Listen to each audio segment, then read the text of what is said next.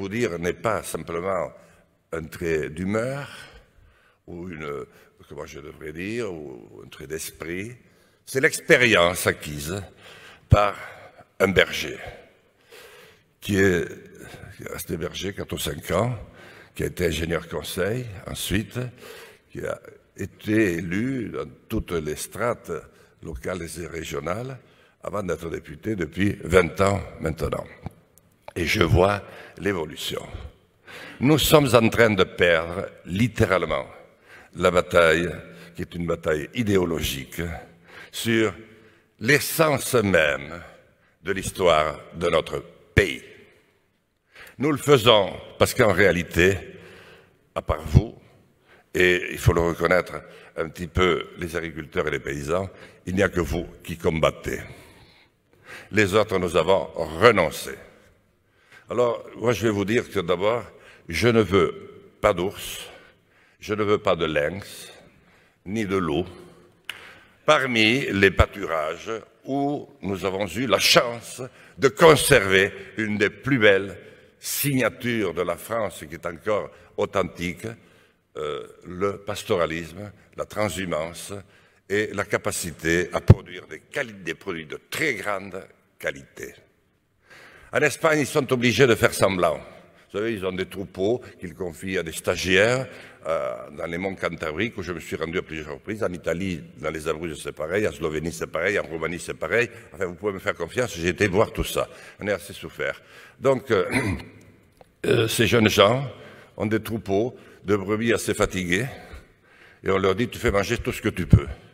Et lorsque la presse arrive pour poser des questions, « Ah oui, j'ai pas eu de chance, c'est un malheur absolu, j'ai encore perdu 5 brebis. » Sauf que dans les vrais élevages, chez nous, c'est pas du tout la même histoire.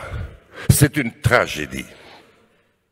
Et c'est une tragédie qui nous oblige à mentir comme des arracheurs de dents. Nous soyons députés ou sénateurs, alors ministre, n'en parlons pas, quant au président, alors là, il ne se hasarde plus à rien, donc il ne va pas se mouiller. Mais les maires, même, les pauvres maires, qui n'en demandent pas tant, les préfets, et pourtant Dieu sait s'il y en a quelques-uns que j'aime, sont tous obligés de mentir et de travestir les faits.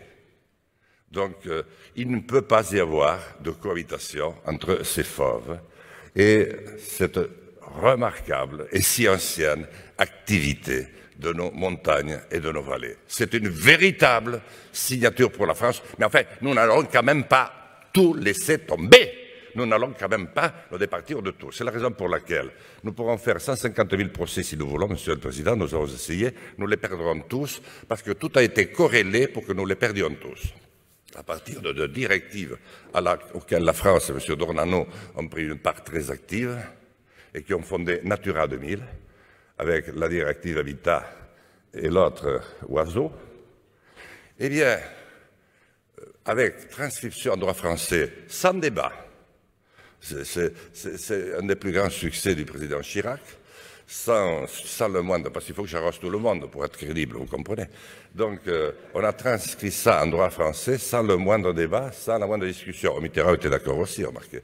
Et résultat des courses, depuis qu'on a introduit dans la Constitution les problèmes de l'environnement, eh bien, vous perdrez tous les procès, parce que c'est ces 2 directives qui ont droit de citer, et rien qu'elles. Et tout ce qu'on pourra vous dire, c'est faux.